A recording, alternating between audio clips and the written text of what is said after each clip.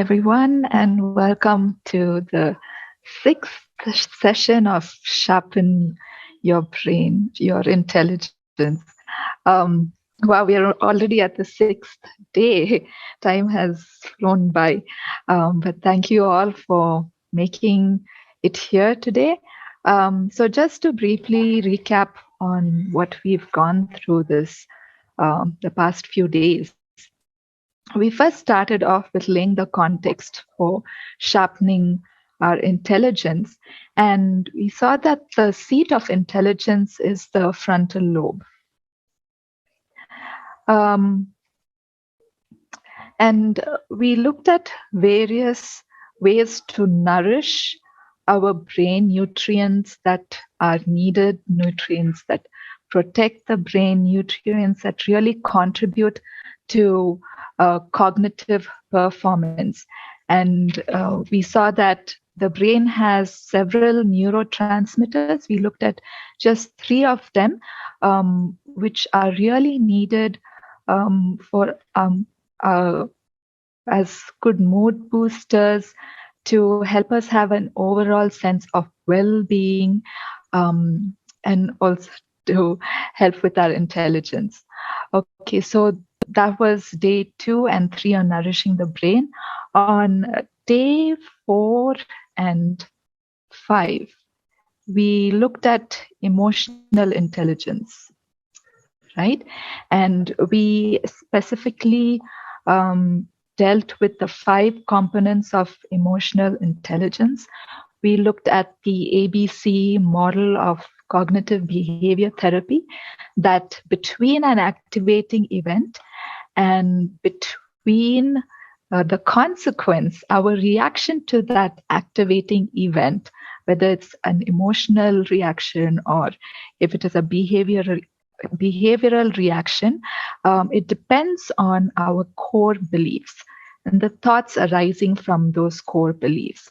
And so usually when people look at why they reacted in a certain way, they blame it on the situation, the circumstance, the activating event, and that is termed as crooked thinking.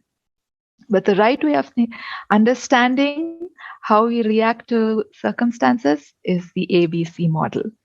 Okay, so we went through 10 cognitive distortions. The first one we looked at was the all or nothing. We looked at things as black and white, or we overgeneralize things based on just few facts when there may be so many facts contributing to the truth of that situation. Or we may have a mental filter where we accept one factor and we throw off all the others. Something very similar to it is we see the positive, but we don't acknowledge that it has any benefit, and we focus on the negative, that is disqualifying the positive. Or we try mind reading and we forget that's an assumption, and we take it as, okay, I can read this person's mind, this is a fact, which is dangerous. Or we do a fortune teller's error, maybe looking at past ways of someone's behavior, the way we have seen things, we predict the future. The sixth one is, the seventh one is magnification or minimization, where we blow things out of proportion, or we minimize the good that we may have done or somebody else may have done or thought. Then we have emotional reasoning. We go based on our feelings rather than what is fact. We may mislabel people or ourselves, or we may take things to personally, which is personalization. Then we also, looked at signs of high emotional intelligence, and we saw 14 of them. Curious about people we don't know, having accurate knowledge of our strengths and weaknesses, able to focus without getting distracted easily, knowing why we are upset, being able to get along with most people, really having a deep concern of being a good and moral person, taking the time to slow down and help others. You're good at reading people's emotions in their facial expressions. You're a good judge of character. Truth is important to us. We are self motivated. We know when to say no. After a fall or a lapse, we take responsibility, set things right, and get right back up.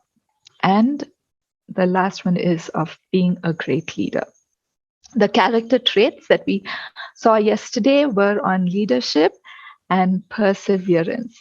And so today we are going to go through recreation and rest.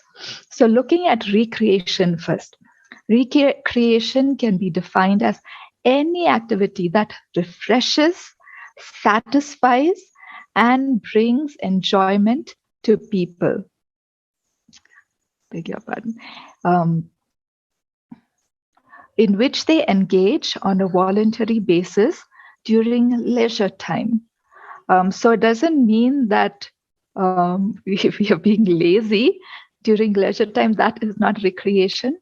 It is an activity. It's an informal labor that brings us all these things. Well, we must be mindful that recreation is not entertainment. The English word entertainment comes from the Greek words inter, which means among or across, and tenere from the Latin word. So which means come across, and tenere means hold or keep. So entertainment means something that holds our attention, that keeps our interest. Whereas recreation comes from the two words re, which means again, and creare, which means make or beget. And so recreation means, the word means that which renews or that which revitalizes us. So important to keep those two in mind. But in today's world, instead of recreation, we have a lot of entertainment, and our generation has been spending a lot of time on the screen. Of course, we are also spending a lot of time in improving screen technology, and while it can be beneficial, it can also be dangerous, especially for children when their brains are developing. It is best they don't deal with screens. And I think it's very hard during this pandemic when classes went online. It must have been difficult. And now is the time to undo some of those evils. If you are a parent or if you have influence over children, to make sure that they let go of screens and do something that's with their that's physical. So studies have shown that every additional hour of TV exposure per day among toddlers corresponds to a future decrease in classroom engagement and success at math. And this will apply to also any other screen time. It also corresponds to increased victimization by classmates. It corresponds to a more sedentary lifestyle. It corresponds to a higher consumption of junk food, and take those two together, you get a higher body mass index, and we have an onset of obesity in our world today. And children are not excluded from it, sadly. Obesity, unfortunately, also has a correlation with cognitive functions. And so, as we saw previously, anything that makes us obese or fat also affects our brain and ultimately affecting our intelligence. And it's also been seen that as we spend more time in the virtual world, we are displacing hands-on activities, which is really important to understand how the real world works, how processes and materials react. That's so important for children to understand, so important for young people also to grasp on, and so important to continue with the rest of our lives. Working with hands in a 3D, real world environment is imperative for the full cognitive and intellectual development of young people. So, if you have the opportunity to work with kids and young people, look for ways to draw their attention away from screens and to do something in the real world with their hands. So, there are recreation effects on IQ as well as EQ. So, studies have shown that there's a strong positive correlation between leisure time physical activity and emotional intelligence. It's also shown that a low level, as in low level physical activity intensity of leisure time physical activity is independently associated with greater decline in cognitive performance over time. And so when you're choosing recreation activities, make sure that some of them include physical activity and that not everything is something where you sit down and do stuff. That include those as well, but make the best is when you have activities that you move and you get some physical activity. All right.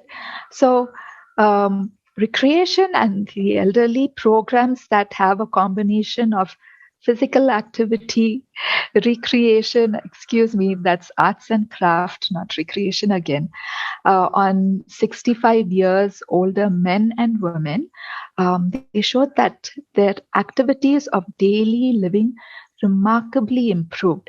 Now, something with the elderly is actually doing things that are daily activities, keeping the house clean, looking after themselves, just being able to do tiny things. But when there's a combination of physical activity, recreation, arts and craft, that really improves. Also, cognitive function increased considerably and depression levels significantly decreased. And this was across both men and women. So that was on recreation. Let's come to rest. Well, when we think of rest, the first thing that pops into our mind is sleep. And we really don't, I think, quite a few of us neglect this very important element. And we will see how important sleep is. So Dr. Timothy Tank, who is a sleep expert from the University of Pittsburgh, said human beings are built to be daytime creatures. It's hardwired into our circuitry. When you deliberately try to shift the sleep-wake cycle, it's like having a symphony with two conductors, each one beating out a different time. Your delicate internal rhythms go haywire. You need to treat sleep as a precious, fragile thing. And this sleep is really important for maintaining a circadian rhythm, the sleep-awake cycle. Well, let's look at some things about sleep. Why would someone be motivated to sleep early and get up early? Well, it is associated with more regularity in interacting socially, regularity in having meals, regularity in having physical activity, and regularity in having recreation. And we've gone through each of these different things, and we've seen that all of them, done in a healthy way, contributes to high cognitive performance. And this is one reason it's great to be an early sleeper and an early riser. But coming to academics, those who slept early and woke up early, their GPAs were higher, They got higher scores on exams, higher grades, and higher academic performance. Something that's probably happening these days with students is that because there's so much to do academically, sleep time is decreasing. And we are going to look at how much of sleep we need. And I think some parents may be shocked at how much time certain age groups need sleep. But in order to be able to do things quick and fast and efficiently, we need to sleep well. And so we can take a much better load emotionally, academically, physically. All right. So, what happens when we don't have sufficient sleep?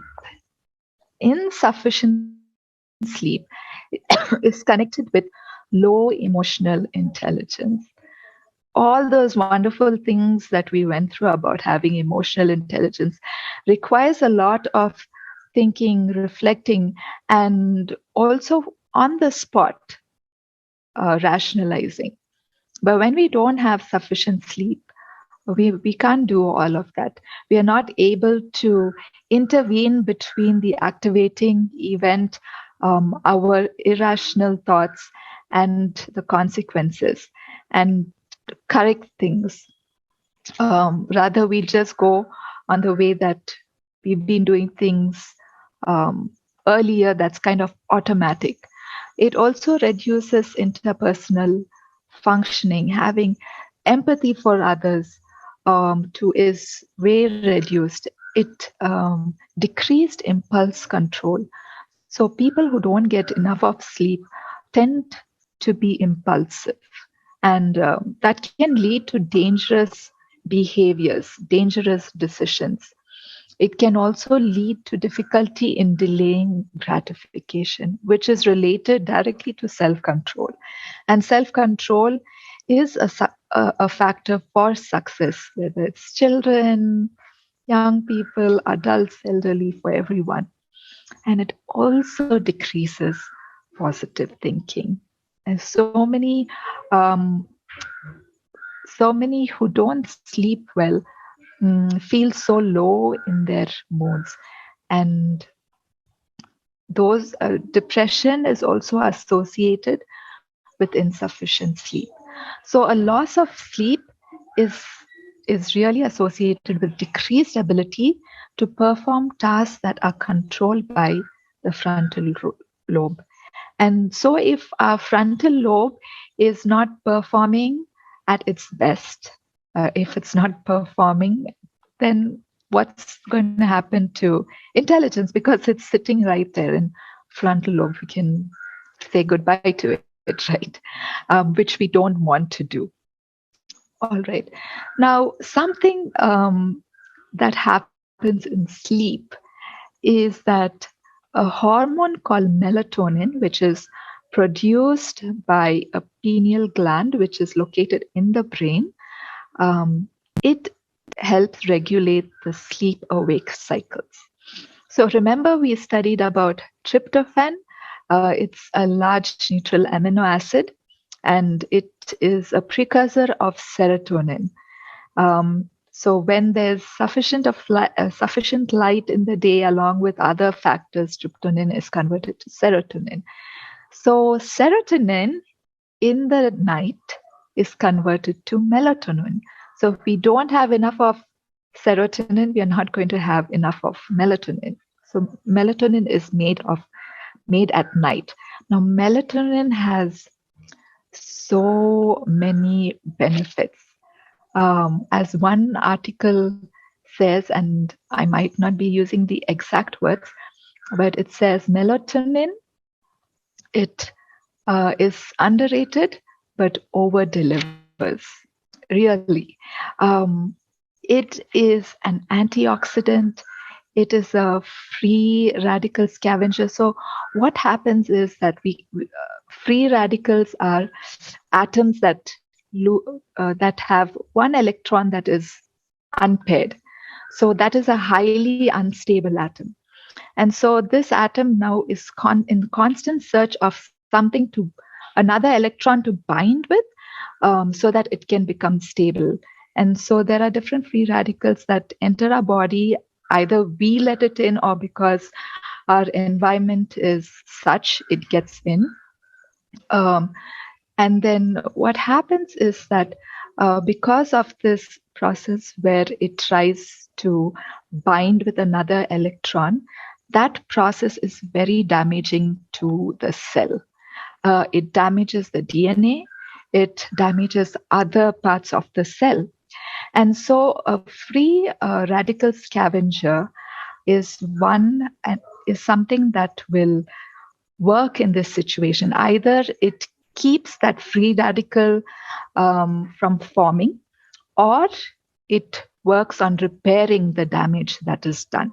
And so melatonin does this. It does this in this entire body. It helps with the neurons too. When there is certain kinds of injury to the neuron, it has a protective factor. It is so good for the immune system. If you lose one good night's sleep, your immune system is compromised for 4 weeks. That's a long time. And I believe that a lot of people who have had really terrible symptoms when they got the COVID-19 virus was because they were not sleeping well. They weren't sleeping early and getting up early. And so this beautiful hormone and powerful hormone that can set things right, either keep that which is destructive from entering the cells, or repairing, healing, restoring. We don't get that if we don't sleep enough. So going to bed later at midnight greatly reduces the amount of melatonin produced. And so it's best to sleep by 9 p.m.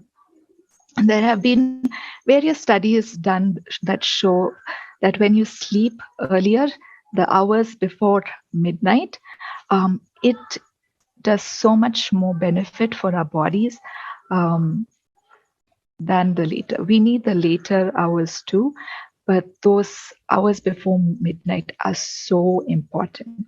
And so if we want our bodies and brains to get this healing, this protection, this repairing, this restoration done, we really need to sleep early. I'll give you one personal experience. So about 2 years ago, I had like a lot of hair loss, and I was wondering why. So I thought, you know what? Anyway, the pandemic has set in. We are in lockdown.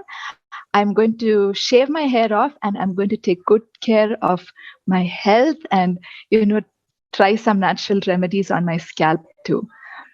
So I shaved my hair, and I tried this and that, and it seemed like okay.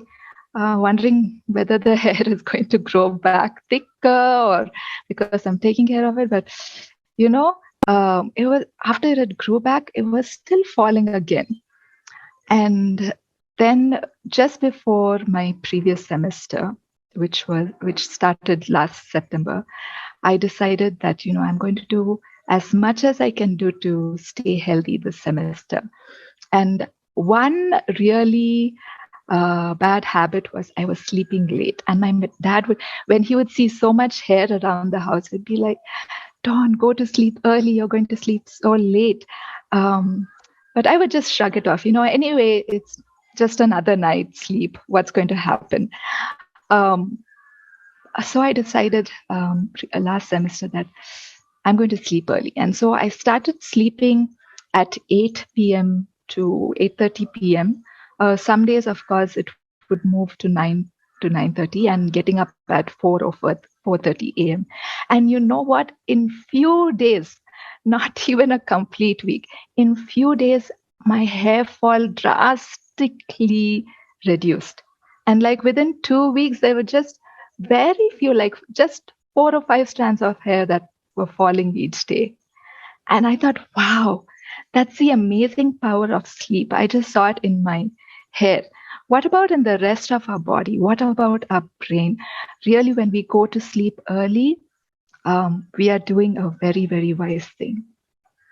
So I hope we will take this and we will really utilize this gift that we have been given. Well, so how much sleep do we need? Most of this is taken from the Center for Disease Control and Prevention. Newborns, they sleep a lot of the time, probably 14 to 17 hours. We don't really wake them up. We let them be. Infants, 4 to 12 months, about 12 to 16 hours per day. Toddlers who are 1 to 2 years old require about 11 to 14 hours per 24 hours. Preschoolers between the ages of 3 to 5 years need 10 to 13 hours per day. School age 6 to 12 years, 9 to 12 hours. Teenagers 13 to 18 need 8 to 10 hours, and adults between 7 to 8 hours. Now, those who sleep too much, even that is detrimental to health. And there have been studies that show that mortality rate is increased when you sleep 6 hours or 9 hours compared to those who sleep 7 to 8 hours. So get that optimum amount of time for your age group. And I think one age group that we need to be careful with is, and I think a lot of people who have to take care of teenagers forget, is that they need 8 to 10 hours of sleep. And sometimes, if they sleep more than 8 hours, we may term them lazy or, something is wrong with them, but they are undergoing so much of change. Physically, their brains also, their entire being is undergoing such change, and they need that rest. Okay, so if you have teenagers around, make sure they are getting around 8 to 10 hours of rest. And getting this much time will just help them to do other things better in a shorter amount of time. And if it comes to giving up something, academics or other activities or sleep, it's better to reduce a bit of that rather than giving up on sleep. And it will contribute to healthier teenagers who are more mentally stable and reasonable. All right. So apart from sleeping, we also need mental rest. Now, having recreation activities, that's a form of mental rest. Taking frequent mental breaks, especially if your jobs are very mentally intensive, or you're a student, take breaks to just get up, walk around. Doing a 10 to 20 minute power nap is also good. Take the time to pray and to de-stress, visit with someone, give time to someone else. That is also mental rest. Take the time to have a light moment, to laugh, to remind ourselves to smile. Also, if you have a friend or family around who can just give you a quick massage, or you can take time off to go and get a full body massage. Those are different ways to take rest mentally. Another way to take rest is to take a deep breath while you're taking your breaks. And you can do this how many ever times a day. There's no limit to it. The more you do it, the better. But make sure that you're breathing from using your abdominal muscles. Okay, so you can put one hand on your chest, one hand on your belly, and take a deep breath. What moves? If it's your chest that is moving, then that's not the best way to breathe. That's very shallow breathing. We have to breathe with our belly going up and down. So when you're taking these deep breaths, right? Make sure it's your belly that's going up or down. So you inhale through your nostrils. Make sure your belly is the one that's moving outward. You can hold that breath for a few seconds and then you exhale through your mouth. And you do this in several cycles. Now, there's something in the air that's called negative ions that help oxygen to reach our brain better. The efficiency for oxygen reaching our brain is better when we breathe in negative ions. So where do we get negative ions? Whenever water comes in contact with the atmosphere, you have abundance of negative ions. So if you have a lake nearby or a pond, any water body, or it rains, you're visiting a place, there's a beach, there's a waterfall, take that time to inhale deeply there, and that will be very refreshing for your mind. You'll be more alert and you will perform better intellectually. Well, apart from our circadian rhythm, apart from the body rhythms, there's also the circaseptan rhythm. And this is a cycle that consists of approximately 7 days in which many biological processes of life resolve. And that's why we have revolve. I'm making a lot of spelling mistakes for this presentation. Sorry about that. So we have a weekly cycle, and which is of 7 days. And research has supported that a weekly rest done on the same day each week is so beneficial. Now, in Great Britain during the Second World War, they experimented with this. They tried to increase people's performance during the week, and they tried a variety of things. They tried having a 74-hour work week, working for at least 10 hours per day, 7 days a week, and the people just could not maintain that. It was so exhausting. And so they tried different things. And the one that they came to, which they saw a 15% increase in efficiency, was a 48-hour work week with several breaks in between, and also a day of rest. And so the British government passed a law requiring 1 day of rest each week and at least 2 weeks of vacation per year. France, during the French Revolution, they tried doing a 10-day work week, and it was chaos. And so use a weekly day of rest.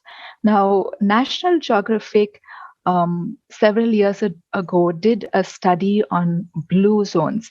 So blue zones are areas of high physical health and longevity. So these are groups of people that for various reasons are showing that they really have healthy lives and they live longer. And they noticed one blue zone that was the longest living group of people, and also was the only one that was increasing in longevity. And these group of people practiced a lot of things that we've been talking about, including 1 day of rest. And so I'm going to challenge you to practice what we have been going throughout this entire week. And also another thing that I will challenge you that these people did was to take a break at the end of the week.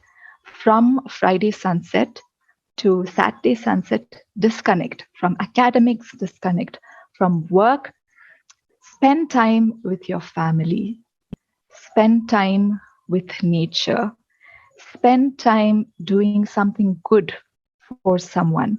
And throughout this time, be connected with your Creator.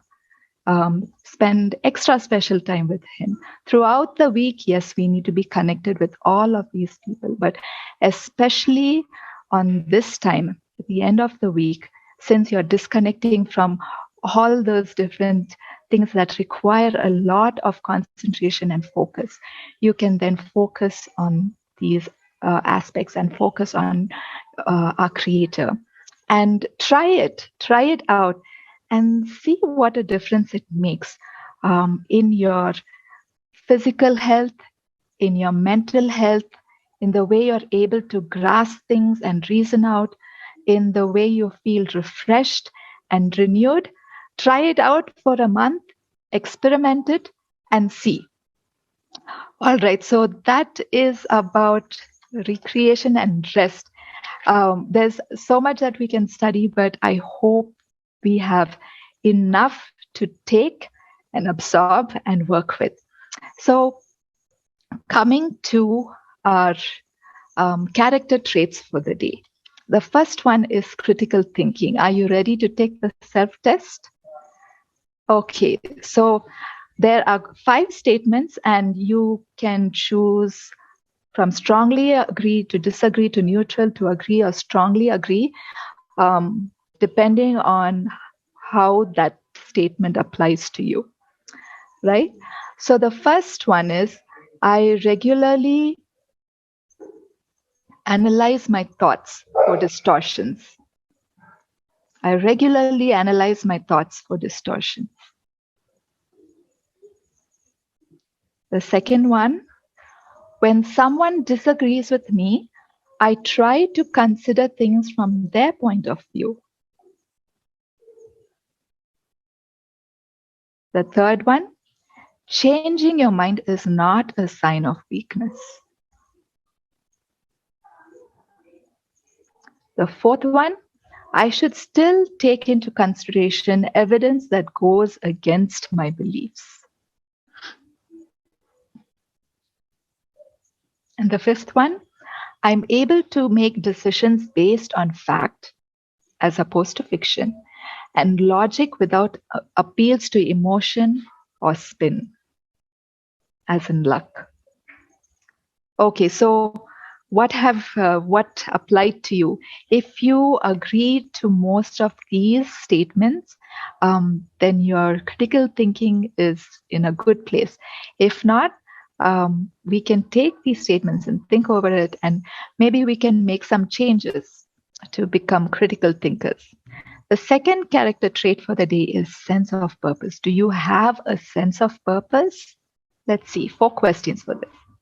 I have an interest in and quest for positive character strengths, including goodness. I'm really interested in it. I'm really seeking out for this. The second one, I believe that every life should have a purpose to help others, as opposed to living for one's own self.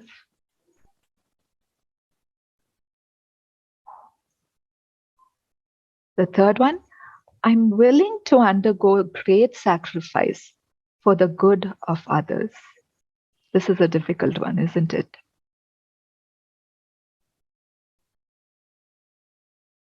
But tell yourself the truth. Okay. Fourth one, my belief in God helps me to understand and achieve my purpose in life. That's achieve. My belief in God helps me to understand and achieve my purpose in life. Okay, so what did you select? If it was mostly agree and strongly agree, you do have a sense of purpose. If not, take the time to think out things, connect with the Creator, talk to people, talk to experienced people around you, and analyze and think, why am I here? I really hope that you will arrive at something that you know is good. All right. So, as I was thinking about melatonin, it reminded me of God's grace. Just like how melatonin protects the cells, mm, it helps to, when damage has been done, it helps to repair, to heal, to restore.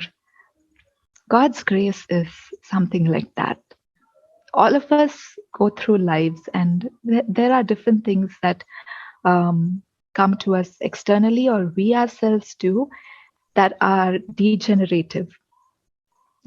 But as we come to rest in God, just like when we sleep and melatonin just kicks off and does all that wonderful work, just as we come to God and rest in Him, His grace works in our lives to repair, to heal, to restore, and to set things right, so that our lives can bear the fruits of love. And His invitation to us is, come to me, all you who labor and are heavy laden, all those of us who have burdens. We can come to Him and He will give us rest.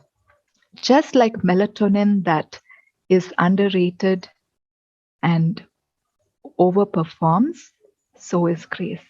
It is so underrated, but it overperforms way beyond that we can think or imagine. So take the time today to go to God. And if you have burdens, if you have things that are troubling you, things that you have done or maybe others have done that are destroying you, go to Him and He will restore, He will repair, He will heal, so that you can be a person who lives in the way of love, just as He does. Okay, so this brings us to the end of our session.